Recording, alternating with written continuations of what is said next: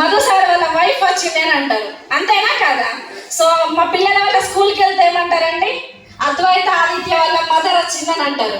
Yes sir no? So మరి ఎక్కడన్నా సమతా madam వచ్చిందని అంటారా?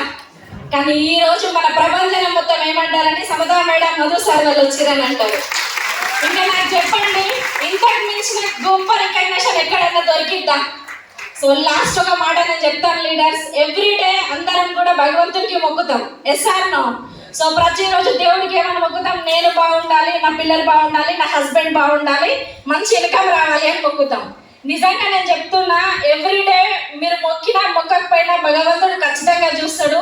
కానీ ఇక్కడ ఏదైతే ఈరోజు ఒక 3 గంటలు కూర్చున్నారో, ఈ 3 గంటలు కనుక మీ పాజిటివ్ మైండ్ సెట్తో ఇక్కడ కూర్చొని ఈ చెప్పిన వాళ్ళ మాటలు విని మీకు ఇష్టమైన భగవంతుడిని మీరు దలుచుకొని ఈ డోర్ దాటి బయటికి వెళ్ళండి. నెక్స్ట్ 1 ఇయర్లో మీరు కూడా ఇక్కడ నిల్చొని మాట్లాడే ఛాన్స్ 100% మీకు వస్తుంది. మేము చేసిన పని అదే.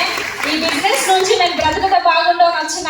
సో వచ్చినప్పుడు నాకు ఒక 152 రూపాయలు అకౌంట్లో పడ్డాయి. సో ఈ రోజు నా హైయెస్ట్ ఇన్కమ్ వెస్టీజ్ నుంచి 3 లక్షల రూపాయలు తీసుకుంటున్నా. గవర్నమెంట్ జాబ్ కదండి సారు, 15 సంవత్సరాల నుంచి జాబ్ చేస్తున్నారు. 1,00,000 రూపాయలు మాత్రమే ఉంది. ఓకే, 3 సంవత్సరాలు ఆపర్చునిటీ తీసుకొని 3 లక్షలు ఏది కావాలో డిసైడ్ చేసుకోండి. Wish all the best.